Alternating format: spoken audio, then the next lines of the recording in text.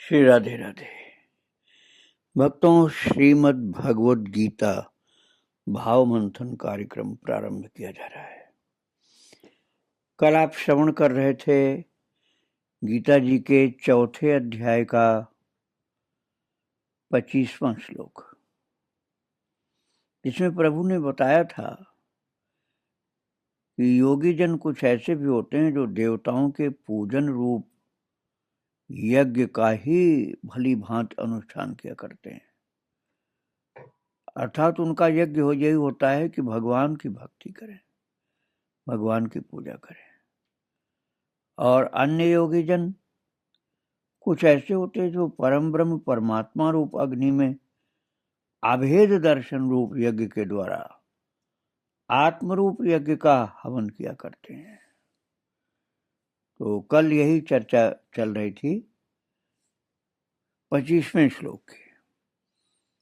जो श्लोक प्रभु ने कहा था, हम एक बार उसको पाठ करके फिर 26वें श्लोक में आपको लेकर चलेंगे। 25वां श्लोक, दैवमेवा परे यज्ञम योगिनः पर्युपासते ब्रह्माग्नाव परे यज्ञम यज्ञे नैवोपजुह्वति। ये 25वां श्लोक है। आज हमको पाठ करना है और विचार करना है 26वें श्लोक में।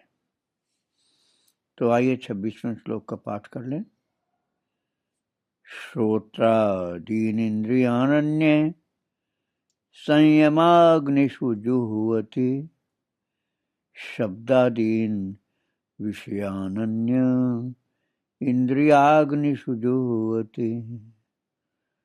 प्रभु करें, श्रोत्रादीन इंद्रियाण्ये संयमाग्निषु जुह्वति शब्दादीन विषयानन्य इंद्रियाग्निषु जुह्वति। अन्य अर्थात अन्य योगी जन, योगियों की चर्चा चल रही ना भक्तों। तो अन्य योगी जन जो होते हैं वो यज्ञ कैसे करते हैं? श्रोत्र मतलब कान, श्रोत्र आदि समस्त इंद्रियों को। अब केवल इसमें श्रोत्र कान ही मत समझो, जो ज्ञानेंद्रियां होती हैं जैसे कान है, आँख है, नाक है, त्वचा है, जीवा है, ये सभी उसमें हो गया। आदि शब्द बोल दिया ना प्रभु ने। श्रोत्रादीन अर्थात श्रोत्र आदि अन्य योगी जन कान, नाक, आँख, त्वचा और रसना, इन सब इंद्रियों को संयम रूप अग्नियों में हवन किया करते हैं। अब यहाँ हवन का मतलब स्वाहा स्वाहा आग में डालने वाली प्रक्रिया नहीं है भक्तों। यहाँ यज्ञ जो है, हवन करने की बात जो है वो थोड़ा सा समझना पड़ेगा। हवन वो आग जला करके जो स्वाहा करते वो नहीं है। वो क्या है? समस्त इंद्रियों को, कर्मेंद्रियों, ज्ञानेंद्रियों, सबको आप मान सकते हैं। उससे ज्ञानेंद्रियां मुख्य है। यहाँ संयम रूप अग्नियों में हवन किया करते हैं। संयम अग्नि के समान है भक्तों। संयम कोई साधारण बात नहीं है। जरा सी विपरीत परिस्थिति होते हुए संयम बिगड़ता है मनुष्य का। किस समय क्या संयम बिगड़ जाए, मन का भरोसा नहीं किया जा सकता। इसलिए संयम अग्नि के समान है। और संयम की अग्नि में जुह्वति अर्थात हवन किया करते हैं। किस चीज का? श्रोत्र आदि इंद्रियों को। श्रोत मतलब कान, सुनना। क्या सुनते हो, क्या देखते हो, क्या सूंघते हो, क्या चखते हो, क्या स्पर्श करते हो, इन क्रियाओं को संयम की अग्नि में आहुत करते हैं।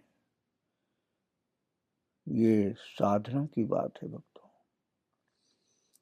संयम की अग्नि में जिसने अपने दृष्टि को अर्थात देखने की क्रिया को, सुनने की क्रिया को, स्पर्श करने की, रसना स्वाद लेने की क्रिया को, स्पर्श करने, इन सब 5 ज्ञानेंद्रियों की क्रियाओं को जिसने संयम की अग्नि में आहुत कर दिया,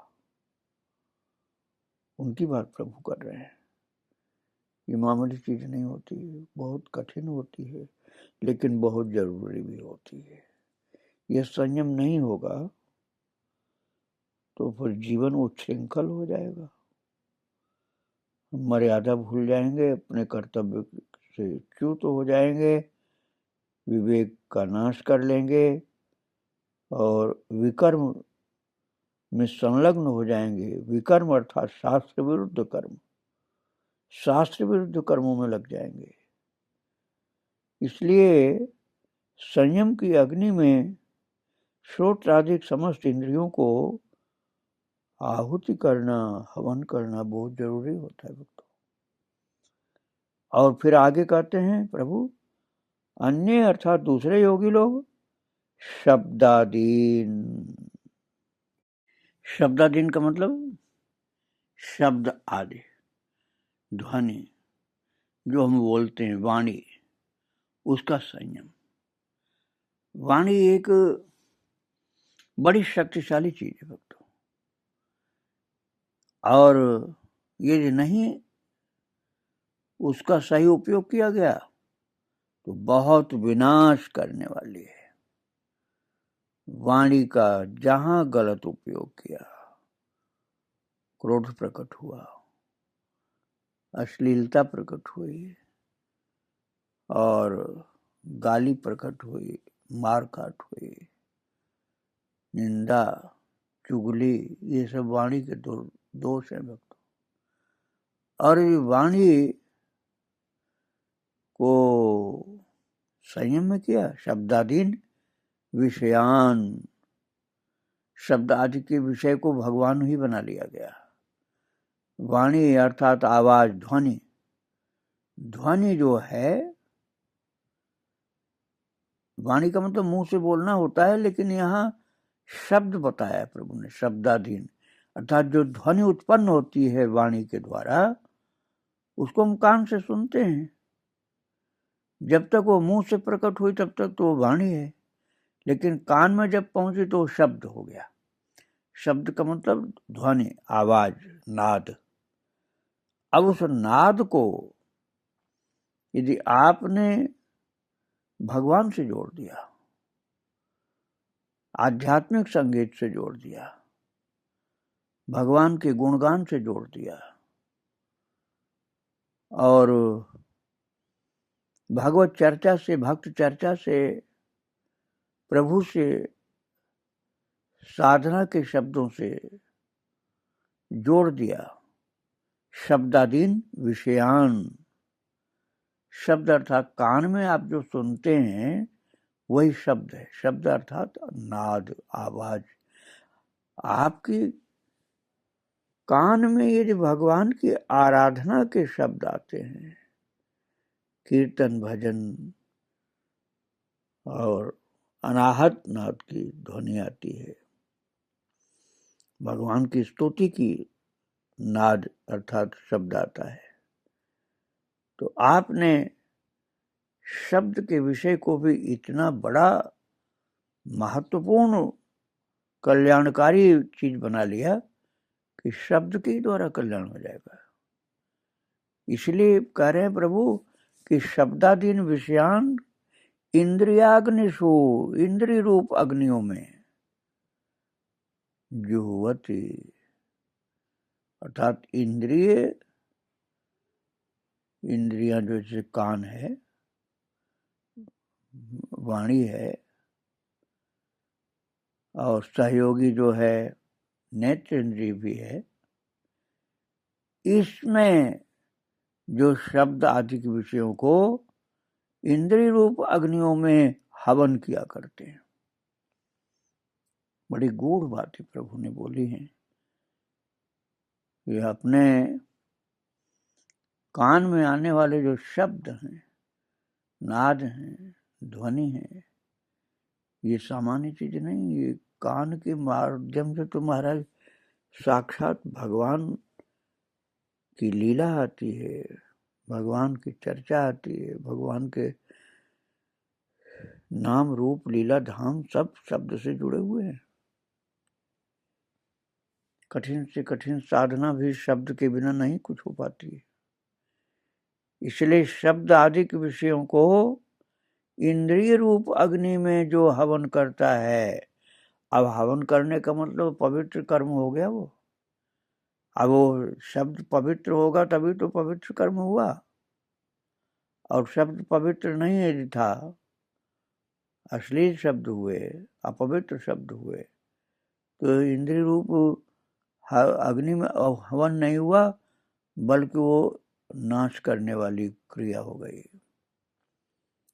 तो योगी जो समझदार होता है उसकी बात प्रभु कर रहे हैं।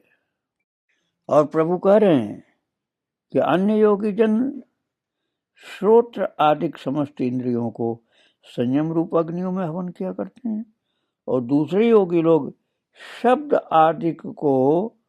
आदि विषयों को इंद्रिय रूप अग्नियों में हवन किया करते हैं। हवन करने का मतलब हुआ उसमें पवित्र ढंग से प्रभु की सेवा के भाव से अर्पित करना। हमारी ये जड़ इंद्रियां भी भगवान के स्पर्श पाकर के चेतन हो जाती है, और भगवान को स्पर्श नहीं करेंगे तो महागंदी हो जाएंगी। तो अंतःकरण का संयम जो होता है वो भी एक यज्ञ होता है। अब इंद्रियों की बात की जा रही थी जो बहिर्मुख होती है, इंद्रियों के संयम की बात, इंद्रियों के संयम रूपी अग्नि की आहुति की बात की जा रही थी।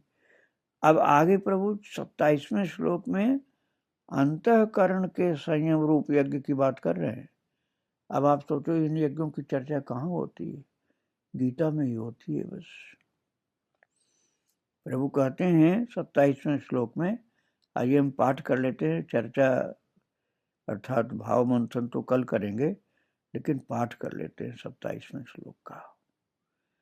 सर्वाणि इंद्रिय कर्माणि प्राण कर्माणि च परे आत्मसंयम योगाग्नौ जुह्वति ज्ञान दीपिते।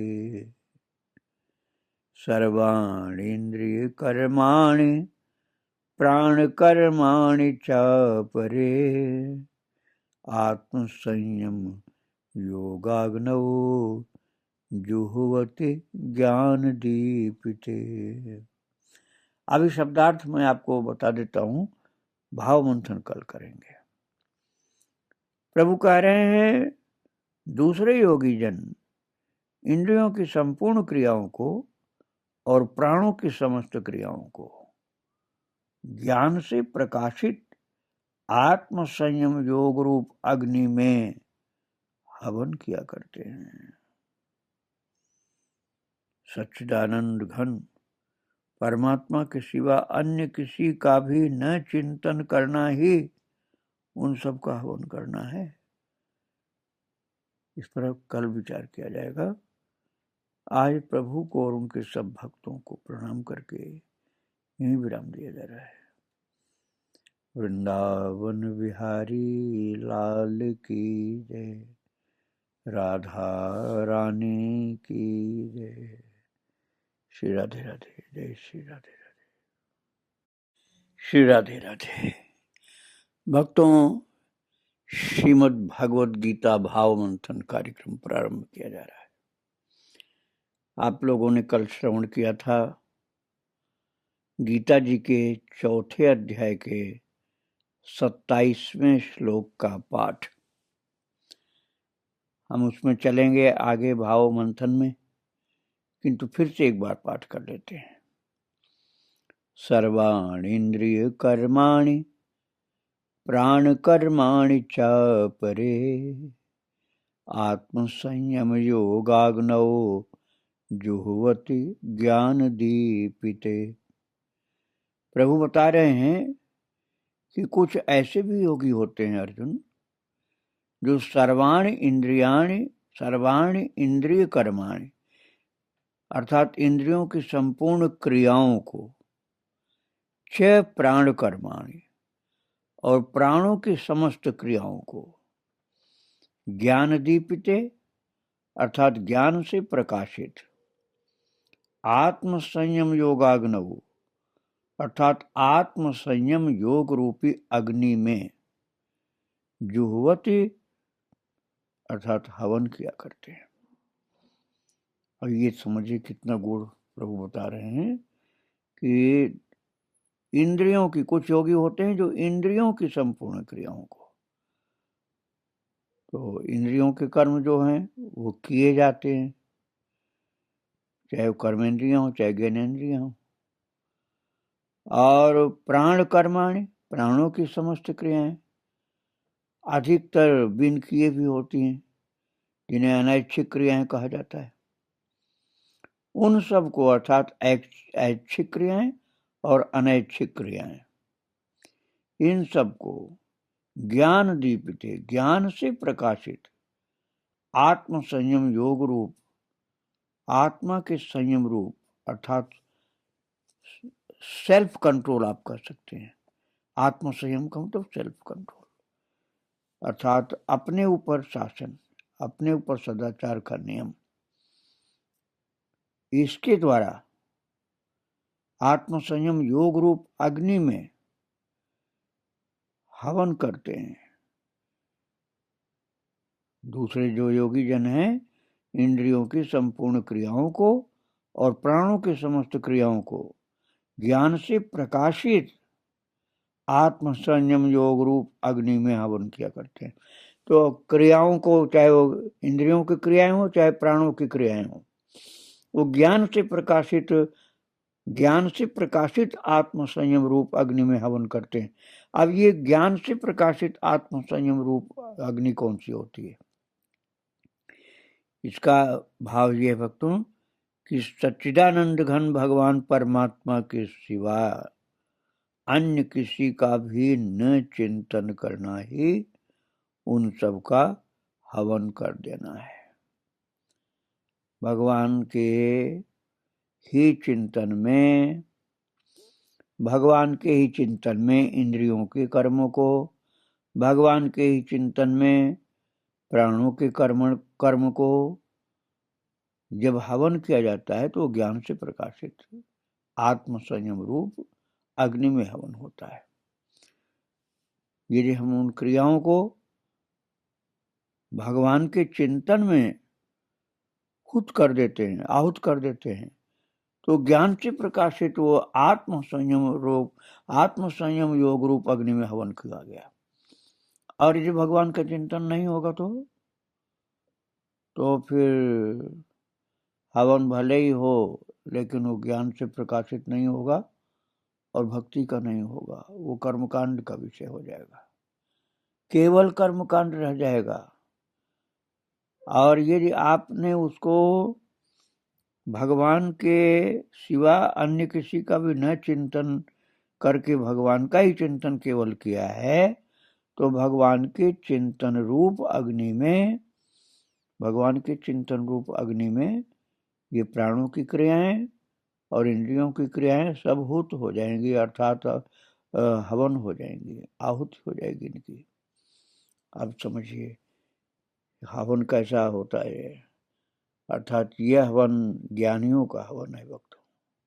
कर्मकांडियों का हवन होता है कि संसार में जो बाजार से हवन सामग्री मिलती, उन हवन सामग्रियों को लाएंगे और एक कोई कर्मकांडी को बुला करके हवन करवाएंगे और स्वाहा वाली विधि से। ये हुआ कर्मकांडी का हवन। और ज्ञानी का हवन हुआ, या भक्त का भी कह सकते हैं, ज्ञानी का भक्त का, कि भगवान के सिवा अन्य किसी का चिंतन न करके केवल भगवान का चिंतन करना। बस ये जो है इसी में प्राण कर्माणि और इंद्रिय कर्माणि सबकी आहुति हो गई। तो ये है ज्ञानी की आहुति, ज्ञानी का हवन। इसमें कर्मकांड की कोई बात होती नहीं, न कोई कर्मकांड का विधान, न कोई सामग्री, और न कोई उसके लिए कर्मकांडी को बुलाने की बात है। ये निरंतर रहता है। कर्मकांड वाला हवन तो थोड़ी देर के लिए होता है, ये निरंतर हवन होता है, अर्थात सदा सर्वदा रात दिन भगवान के चिंतन रूपी अग्नि, अर्थात भगवान के चिंतन रूप ज्ञान से प्रकाशित अग्नि में, भगवान के चिंतन रूपी ज्ञान से प्रकाशित अग्नि में इंद्रिय कर्म और प्राण कर्म आहुत होते रहते हैं। ये ज्ञानी की आहुति है, भक्तों, भक्त की आहुति है। चिंतन हो गया तो भक्ति हो गई। स्वरूप बोध केवल रहा, चिंतन नहीं किया गया तो ज्ञानी का हो गया। अब इसमें द्रव्य यज्ञ, तप यज्ञ, योग यज्ञ और स्वाध्याय रूप यज्ञ सबका मिश्रण हो गया। किंतु इसके विषय में प्रभु आगे फिर 28वें श्लोक में कहते हैं, पाठ करिए आप 28वें श्लोक का। द्रव्य यज्ञास्तपो यज्ञा योग यज्ञास्तथा परे स्वाध्याय ज्ञान यज्ञाश्च यतयः संशितव्रताः। द्रव्य यज्ञास्तपो यज्ञा योग यज्ञास्तथा परे स्वाध्याय ज्ञान यज्ञाश्च यतयः संशितव्रताः। भगवान ने कहा, अर्जुन, अपरे अर्थात और अन्य कोई होते हैं दूसरे भी योगी जो द्रव्य यज्ञ, द्रव्य संबंधी यज्ञ करने वाले होते हैं, जिसको हमने अभी कर्मकांड आपको बताया था, वही है द्रव्य यज्ञ। मतलब सामान आएगा, हवन का सामान आएगा, यज्ञ का सामान आएगा, तो उसके द्वारा कुंड बनाया जाएगा, वस्तुएं होंगी और आहुति की विधान के अनुसार आहुतियां पड़ेंगी, वो द्रव्य यज्ञ है। द्रव्य संबंधी यज्ञ करने वाले जो हैं कई लोग, और कुछ वैसे होते हैं जो तपो यज्ञ है। ज्यादा प्रचलित तो यही है भक्तों कि द्रव्य यज्ञ अर्थात हवन संबंधी जो सामग्री होती है, वस्तुएं होती हैं, उन सब के विधि विधान के अनुसार मंत्र उच्चारण के साथ आहुति जो पड़ती वो द्रव्य यज्ञ। और तप यज्ञ क्या है? तपस्या रूप यज्ञ। जैसे मन का तप, वाणी का तप, शरीर का तप, जो भगवान ने आगे चल करके 17वें अध्याय में बताया है। मन का निग्रह रखना, वाणी का निग्रह और सदुपयोग, जैसे भगवान नाम कीर्तन भजन, प्रभु की लीला, भक्तों की लीला कहना सुनना, ये जो है वाणी का तप, मन का तप हो गया। शरीर का तप अर्थात ब्रह्मचर्य का पालन और महान लोगों की सेवा, अहिंसा का पालन, ये जो है ये शरीर की तपस्या हो गई। शरीर की तपस्या, मन की तपस्या, मन के द्वारा अच्छे अच्छे भाव उत्पन्न करना, और वाणी की तपस्या, वाणी के द्वारा गलत नहीं बोलना, सदा शुभ बातें बोलना। तो इन जो तपस्याओं की बात हमने आपको बताई, इसको बोला जाता है, गीता जी में प्रभु ने कहा है तपो यज्ञाः, अर्थात ये तप यज्ञ है।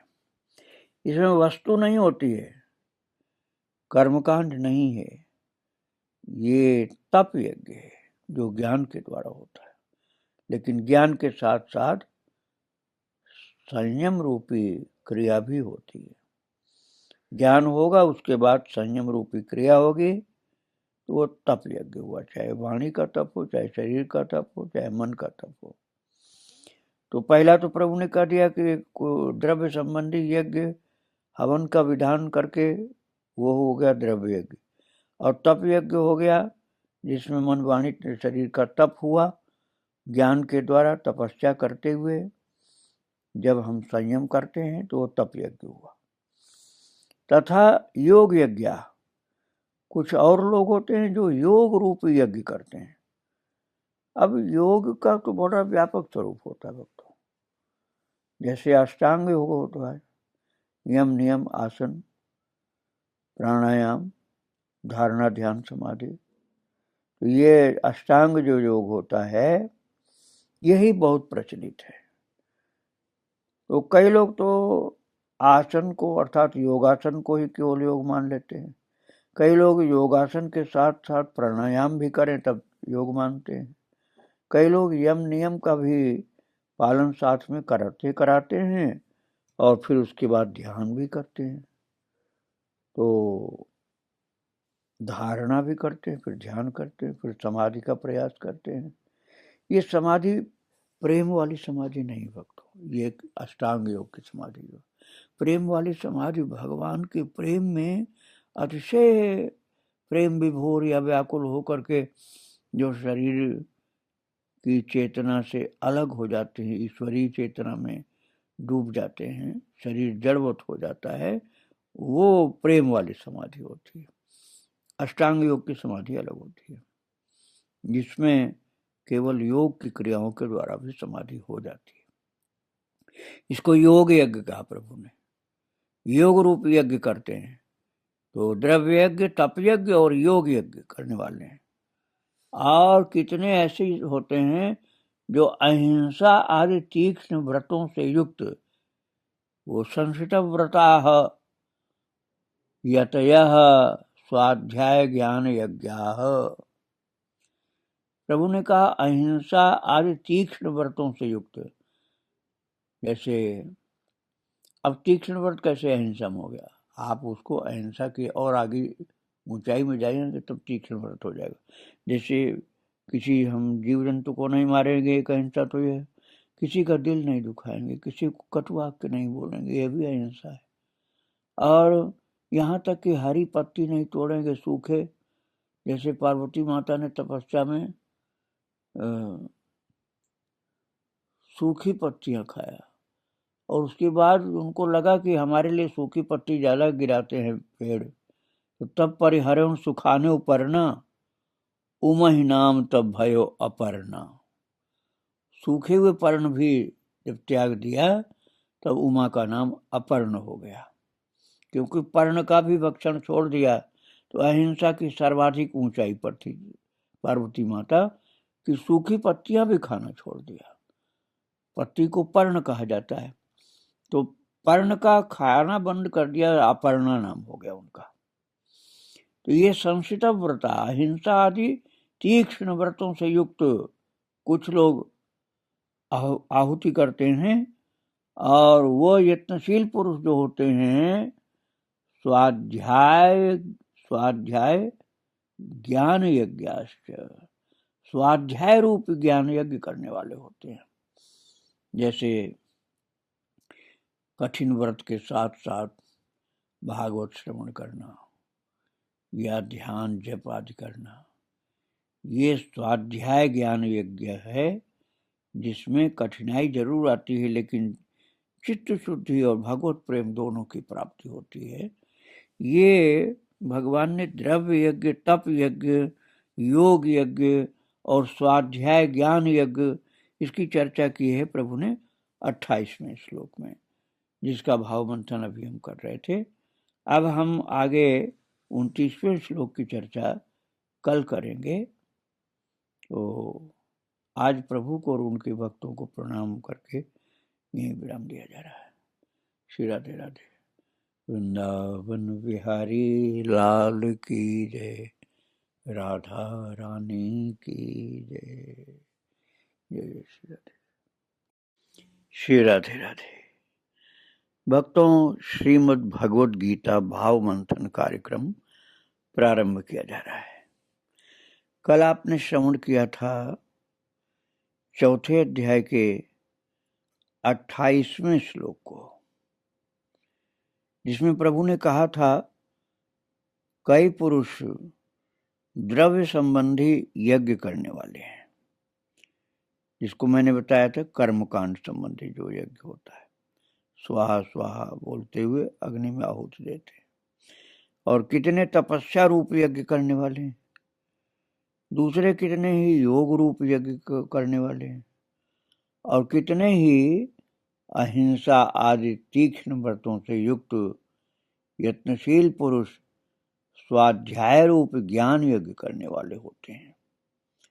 इसको प्रभु ने जिस श्लोक के द्वारा बताया है वह 28वां श्लोक है। आज पहले उसका पाठ करके फिर आगे चलते हैं। द्रव्य यज्ञास्तपो यज्ञ योग यज्ञास्तथा परे स्वाध्याय यज्ञान यज्ञाश्च यतयः संशितव्रताः। यह 28वां श्लोक था जिससे आप कल पाठ कर चुके थे। अब आगे हम 2 श्लोक एक साथ ले रहे हैं, 29 और 30। अपाने जुह्वति प्राणम प्राणे पानम तथा परे प्राणापान गतिरुद्ध्वा प्राणायाम परायणा। अपाने जुह्वति प्राणम प्राणे पानम तथा परे प्राणापान गतिरुद्ध्वा प्राणायाम परायणा। ये 29वां है। अब 30वां श्लोक देखिए। अपरे नियताहाराः प्राणान् प्राणेषु जुह्वति सर्वेप्येते यज्ञविदो यज्ञक्षपितकल्मषाः। अपरे नियताहाराः प्राणान् प्राणेषु जुह्वति सर्वेप्येते यज्ञविदो यज्ञक्षपितकल्मषाः। तो ये 2 श्लोक आज हमने एक साथ लिया है, 29वां और 30वां। अब इस पर विचार किया जाता है। प्रभु कह रहे हैं अपरे अर्थात दूसरे कितने ही योगी जन ऐसे होते हैं, योगाभ्यास करने वाले योगी जन कितने ऐसे होते हैं जो अपाने प्राणम जुह्वति, अपाने अर्थात अपान वायु में, प्राणम अर्थात प्राण वायु को, जुह्वति अर्थात हवन करते हैं। अब जो प्राणायाम करने वाले हैं उनको ये बात बहुत सरलता से समझ में आ जाएगी। प्राण जब हम अंदर की ओर नासिका से श्वास लेते हैं और अपान अर्थात जब हम बाहर करते हैं, श्वास को नासिका से बाहर की तरफ करते हैं, अपान हुआ। तो अपरे अर्थात दूसरे योगाभ्यासी जन जो होते हैं अथवा योगी जन होते हैं वो अपाने अर्थात अपान वायु में, अपान वायु हुए जो बाहर की तरफ निकालते हैं, तो अपाने प्राणम, तो वो जो बाहर की तरफ श्वास को निकालते हैं उसमें प्राण वायु को हवन करते हैं। अब ये क्रिया है भक्तों, जो बाहर की तरफ लंग्स की सांस को अर्थात श्वासोच्छ्वास को जो बाहर की तरफ धीरे धीरे किया जाता है और किसी किसी प्राणायाम में जल्दी से झटके से भी किया जाता है, उसमें बहुत सावधानी के साथ प्राण वायु को अर्थात बाहर से अंदर लेने वाले निःश्वसन को आहुति करते हैं अर्थात उसमें सम्मिलित करते हैं। और वैसे ही अन्य योगी जन तथा प्राणे अपानम अर्थात प्राण वायु में अपान वायु को हवन करते हैं।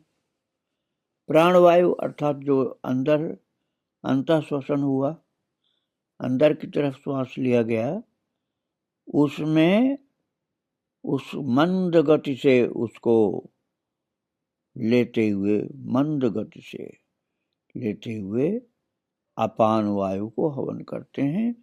बहुत मंद गति से ही फिर उसको बाहर करते हैं। तो बहुत मंद गति से अंदर श्वास लेना और फिर उसको हल्का सा रुकते हुए बाहर मंद गति से ही करना, ये प्राण वायु में अपान वायु को हवन करना हुआ। और फिर प्रभु ने कहा अपरे, अर्थात अन्य कितने योगी जन ऐसे भी होते हैं जो नियमित आहार, नियताहाराह, नियमित आहार। अब ये नियमित आहार की बात मैं आपको 6ठे अध्याय में सुनाऊंगा, युक्ताहार विहार से युक्त चेष्टस्य कर्मसु, वहां पर। और 17वें अध्याय में भी भगवान ने आहार के विषय में सतोगुणी रजोगुणी तमोगुणी आहार बताया, वहां से भी संबंधित ये विषय है, फिर वहां चर्चा की जाएगी। तो प्रभु कह रहे हैं अपरे, अर्थात अन्य जो योगी जन होते हैं, कितने ऐसे होते हैं जो नियताहाराः, नियमित आहार। नियमित का तात्पर्य हुआ एक तो सात्विक हो, प्रभु को अर्पण किया हुआ। दूसरी बात यह है नियमित हो, अर्थात न ज्यादा हो न कम हो, समय पर लिया जाए, पूर्ण सात्विक और बहुत शुद्ध भाव से, पवित्र भाव से, अर्थात भगवत प्रसाद के रूप में, तो नियताहार हुआ, नियमित आहार। एक तो नियमित आहार भक्तों हुआ, मुख से लिए गए भोजन को कहा जाएगा, जो शुद्ध है, पवित्र है, वस्तुगत गुण है शुद्ध, और संस्कार जन्य चिंतन जन शुद्ध है, भगवान निवेदित है, तो नियताहार है।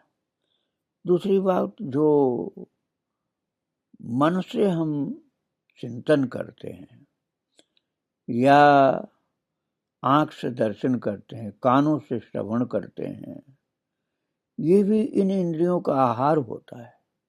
आंख का आहार है पवित्र दर्शन, कान का आहार है पवित्र श्रवण, मन का आहार है पवित्र स्मरण, चित्त का आहार है पवित्र चिंतन। तो ये नियताहार हुआ।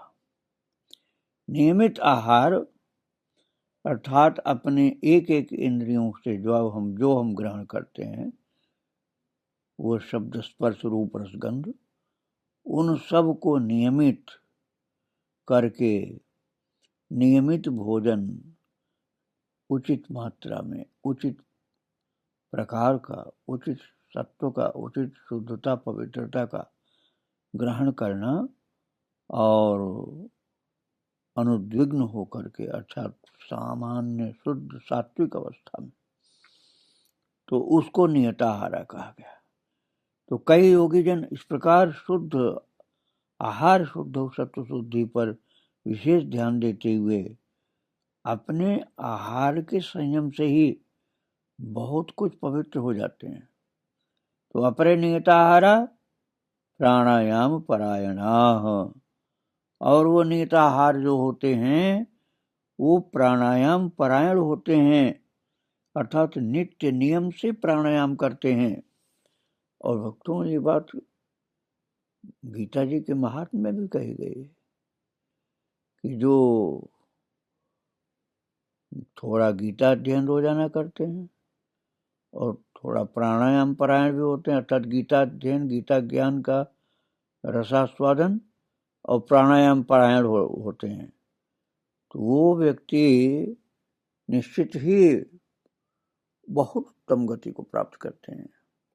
तो प्रभु इस विषय में बता रहे हैं कि अन्य जो योगी होते हैं नियमित आहार करने वाले, वो प्राणापान गति रुद्ध्वा, वो प्राण और अपान की गति को रोक कर, जैसे श्वास पर संयम करके, श्वास मनमानी जोर जोर से नहीं ले करके मंद गति से, धीमी, बहुत धीमी गति से, श्वास की आवाज ही न हो बिल्कुल, उसका प्रवाह भी बहुत दूर तक न जाता हो, श्वास की जो वेग होता है वायु का वो दूर तक न जा रहा हो, मंद गति से प्राण और अपान दोनों को प्राणापान गति रुद्ध्वा, प्राण अपान की गति को रुद्ध्वा अर्थात रोक करके,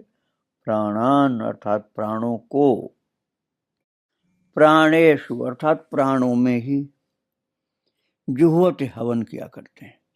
प्राणों को प्राणों में ही जुह्वति हवन करते हैं, प्राणों को प्राणों में ही हवन करते हैं, अर्थात जो श्वास अंदर ली जा रही है उसी को बहुत संभाल करके भागवत स्मरण पूर्वक योग के अनुसार धीमी गति से अंदर लेते हुए, बहुत धीमी गति से अंदर लेते हुए प्राणों को प्राणों में आहुति कर देते हैं।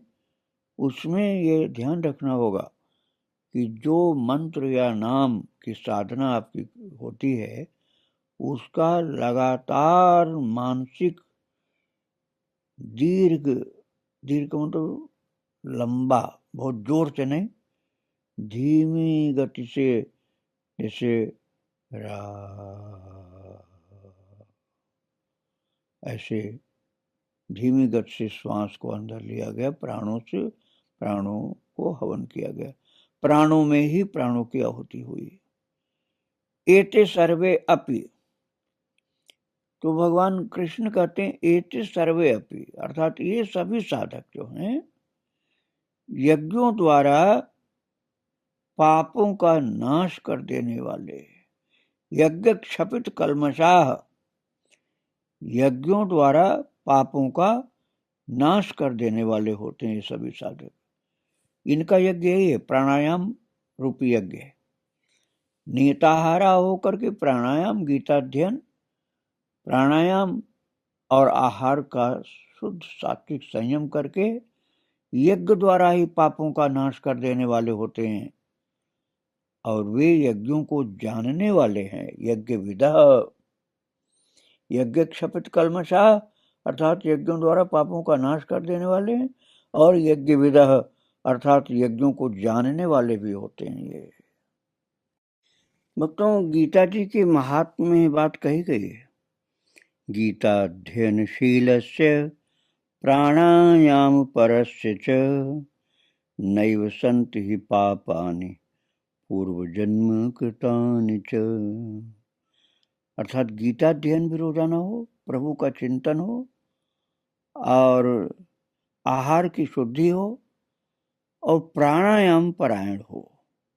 जैसे अभी बातें मैंने प्राणान प्राणेश जो होती, ये आपको बताया, जो प्रभु ने बताया, आपको सुनाया, तो इसके अनुसार जो साधना करता हो उसको भगवान ने कहा वो यज्ञों के द्वारा पापों का नाश कर दिया। प्राणायाम परायण जो है, गीताध्ययन प्रेमी है और प्रभु का चिंतन करने वाला, तो यज्ञ क्षपित कल्मषाः, वो यज्ञों के द्वारा पापों का नाश कर देने वाले, और यज्ञ विदः यज्ञों को जानने वाले होते हैं। ये आपने भाव मंथन किया 30वें, 29वें और 30वें श्लोक का। अब 31वें श्लोक का विचार हम कल करेंगे। आज प्रभु को और उनके सब भक्तों को प्रणाम करके यहीं विराम दिया जा रहा है। श्री राधे राधे, जय श्री राधे राधे। वृंदावन बिहारी लाल की जय, राधा रानी की जय। श्री राधे राधे, जय श्री राधे। श्री राधे राधे। भक्तों, श्रीमद् भगवद गीता भाव मंथन कार्यक्रम प्रारंभ किया जा रहा है। कल आपने श्रवण किया था गीता जी के 4थे अध्याय के 29वें 30वें श्लोक को, जिसमें प्रभु ने बहुत प्रकार के प्राणायामों के माध्यम से साधना करने वाले लोगों के प्राण रूपी श्रुत अर्थात हविष्यान को आहुति देना, प्राणों में प्राणों को आहुति देना, अपान वायु में प्राण वायु को, प्राण वायु को अपान वायु में आहुति देना। इस प्रकार के यज्ञ की चर्चा प्रभु ने कई प्रकार की थी। आज हम आपको 31वें श्लोक में लेकर चलेंगे, लेकिन पहले हम कल वाले पाठ को फिर से कर लेते हैं, अर्थात 29-30 के नंबर के श्लोक को पाठ करके फिर 31वें में चलते हैं।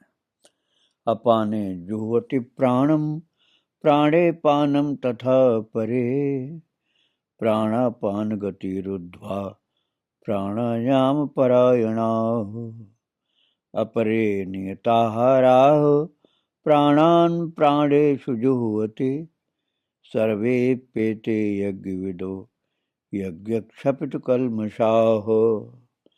कई लोग सोच सकते हैं कि ये पाठ तो कल हो गया था, आज फिर क्यों करना। भक्तों, ये संस्कृत में जो शब्द हैं ये मंत्र हैं, क्योंकि प्रभु के श्रीमुख से ही प्रकट हुए शब्द हैं। ये ज्यों के त्यों व्यास भगवान ने वही लिख दिया जो भगवान कृष्ण बोले थे, इसलिए इनका उच्चारण करने पर बहुत कल्याण होता है जीव का। तो अब हम 31वें श्लोक में आपको लेकर चल रहे हैं। आइए पहले हम 31वें श्लोक का पाठ करें। यज्ञ शिष्टामृत भुजो यान्ति ब्रह्म सनातनम नायं लोकोऽस्त्य यज्ञस्य कुतोऽन्यः कुरु सत्तमम्। यज्ञ शिष्टामृत भुजो यान्ति ब्रह्म सनातनम नायं लोकोऽस्त्य यज्ञस्य कुतोऽन्यः कुरु सत्तमम्। प्रभु ने श्लोक बोल करके यज्ञ शिष्टामृत की महिमा जैसे बता दी है। यज्ञ शिष्टामृत क्या होता है? यज्ञ से बचा हुआ जो प्रसाद होता है वह अमृत होता है, इसलिए यज्ञ शिष्टामृत भगवान ने कहा है। पृथ्वी लोक पर यह दिव्य अमृत है, यज्ञ का अवशिष्ट प्रसाद। बहुत महिमा है जो प्रभु ने स्वयं अपने श्रीमुख से कही है। भगवान कहते हैं कुरु सत्तम, अर्जुन को संबोधन किया कुरु सत्तम, हे कुरु श्रेष्ठ अर्जुन, अर्थात तुम अपने वंश के बहुत श्रेष्ठ व्यक्ति हो। तो अब तक तो यज्ञ की बात भगवान ने बताई। अब यज्ञ के समापन में जो शेष रह जाता है वो क्या होता है? प्रसाद होता है। अब आप केवल वही यज्ञ मत समझ लेना जिसमें स्वाहा स्वाहा करते हुए अग्नि में आहुतियां दी जाती हैं। नहीं, केवल वही यज्ञ नहीं है, हमने तो कई तरह के यज्ञ आपको बता दिए। वो तो द्रव्य यज्ञ था, लेकिन ज्ञान यज्ञ भी है और प्राणायाम की यज्ञ भी है और बहुत से यज्ञों की चर्चा मैंने की थी। तो उस यज्ञ के बाद चाहे इनमें से कोई भी यज्ञ हो, तो यज्ञ शिष्टामृत भुजः, अर्थात यज्ञ से बचे हुए अमृत का अनुभव करने वाले योगी जन। देखो कितनी सरल सी बात है कि आप यज्ञावशिष्ट प्रसाद पाने लग जाओ तो आप योगी जन हो जाओगे। इसका मतलब हुआ यज्ञ करना अर्थात परोपकार, निष्काम परोपकार, भगवान की सेवा पूजा करने के बाद जो प्रसाद मिलता है, बचता है, जो जैसे आपने वितरण किया भगवान को भोग लगा करके संतों भक्तों को, क्षुधा पीड़ित लोगों को आपने खूब प्रसाद बांटा, तो उसमें जो बाद में बचता है वो होता है यज्ञ शिष्टामृत, अर्थात उसको पाने पर अमृत का फल मिलता है, उसी को प्रसाद कहते हैं। यज्ञ शिष्टामृत भुजो यान्ति ब्रह्म सनातनम। भगवान ने कहा है अर्जुन, यज्ञ से बचे हुए अमृत का अनुभव करने वाले योगी जन सनातनम ब्रह्मयान्ति, अर्थात सनातन परम ब्रह्म परमात्मा को प्राप्त होते हैं। अब देखो गीता जी में ये बात बताई गई भक्तों कि आपका यदि ये स्वभाव बन जाए, नियम बन जाए पक्का, कि आप जब भी कुछ ग्रहण करोगे तो यज्ञ शिष्टामृत लोगे, अर्थात भगवत प्रसाद ही लोगे, बिना भगवत प्रसाद के नहीं कुछ लोगे, तो यान्त ब्रह्म सनातनम, वो व्यक्ति परम ब्रह्म परमात्मा को ही प्राप्त होगा प्रसाद महाराज की कृपा से। और फिर आगे कहते हैं अयज्ञस्य, अर्थात यज्ञ न करने वाले पुरुष के लिए, जो यज्ञ नहीं करता अर्थात परमार्थ नहीं करता, भगवत का आराधन नहीं करता, पूजा नहीं करता, भक्ति नहीं करता, कुछ परोपकार नहीं करता, सत्कर्म नहीं करता, वो अयज्ञस्य है, यज्ञ न करने वाला। उस पुरुष के लिए अयम लोकः न अस्ति अन्यः कुतः, भगवान कहते हैं उस व्यक्ति के लिए अयम लोकः न अस्ति, अर्थात ये मनुष्य लोक भी सुखदायक नहीं होता है, शांति नहीं होती, सुख नहीं मिलता है, कष्ट उसको लगे रहते हैं, दुख लगे रहते हैं, शांति की जगह अशांति रहती है। तो अयज्ञ से, जो यज्ञ न करने वाला पुरुष है, उसके लिए यह लोक, अर्थात पृथ्वी पर जो जन्म लिया इस जन्म में भी मनुष्य लोक भी सुखदायक नहीं दुखदायक हो जाता है, शांति की जगह शांति हो जाती है। अयम लोकः न अस्ति अन्यः कुतः, जब इसी जन्म में वो उसका जीवन अशांत हो जाता है, दुखदायी हो जाता है, तो अन्य कुतः अर्थात परलोक फिर कैसे सुखदायक हो सकता है। तो परलोक सुखदायक होने के लिए इस लोक को सुख और शांति में बनाना है, न्याय पूर्वक, भक्ति पूर्वक, ज्ञान पूर्वक। ऐसा नहीं कि दूसरों का स्वत्व अपहरण करके कोई सुखी हो जाएगा, शांति प्राप्त कर लेगा, बिल्कुल नहीं हो सकता। न्याय पूर्वक, ज्ञान पूर्वक, भक्ति पूर्वक यज्ञ करते हुए, अर्थात परमार्थमय जीवन बनाते हुए, जो कुछ भी प्रभु ने आपको दिया है, धन, तन, बुद्धि, विवेक, विचार, उसी के द्वारा आप परमार्थ करना शुरू कर दीजिए,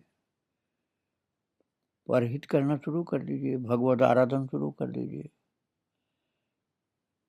तो उसका जो यज्ञ शिष्टामृत होगा वो आपको भगवत धाम को पहुंचाएगा। यान्ति ब्रह्म सनातनम,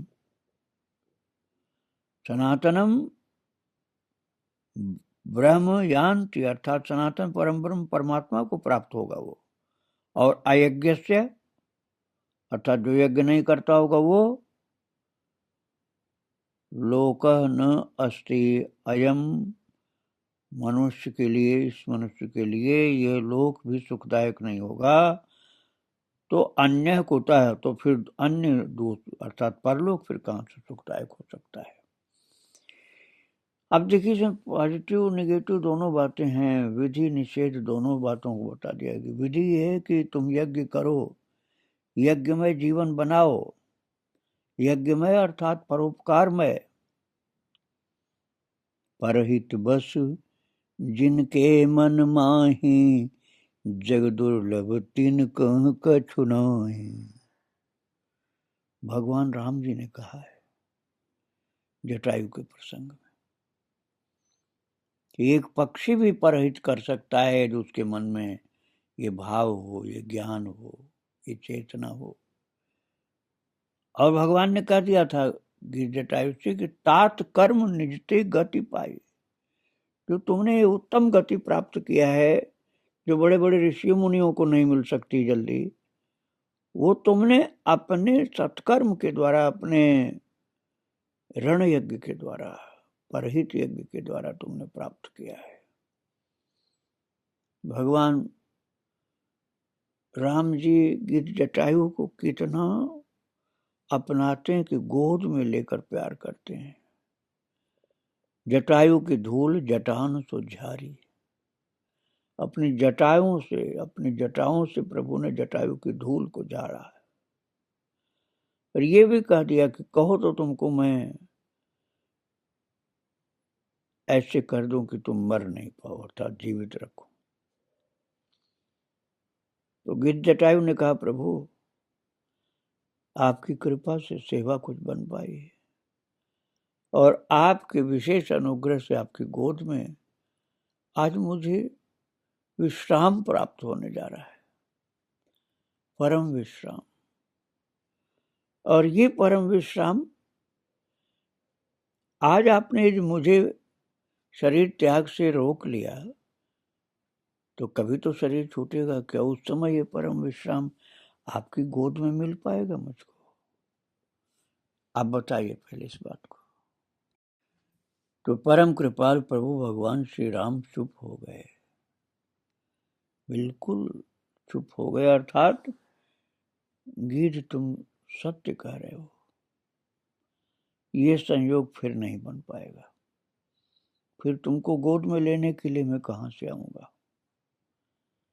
हो सकता है मैं अपने समय से जब अंतर्धान हो तो तुम उस समय मेरे पास न हो, या तुम कभी शरीर बाद में छोड़ो तो मैं नहीं आ सकूं। अर्थात ये दुर्लभ है, असंभव है। और अब वैसे कहा जाए जाति के हिसाब से तो बहुत निकृष्ट जाति का था वो। गिद्ध अधम खग आमिष भोजी, गति दीन्ही जो जाचत योगी। बड़े बड़े योगी लोग जिस गति की अभिलाषा करते हैं, वो गति भगवान ने वो गिद्ध पक्षी को प्रदान किया। उसने अपने जीवन को यज्ञ में आहुत कर दिया था। एक परम दिव्य सती माता, साक्षात लक्ष्मी अवतार जानकी जी, उनकी सेवा में, उनकी सुरक्षा में, उनके हित अपने प्राणों की आहुति दे दी थी, प्राणों की आहुति दी थी। एक महान यज्ञ किया था गिद्ध जटायु ने भी।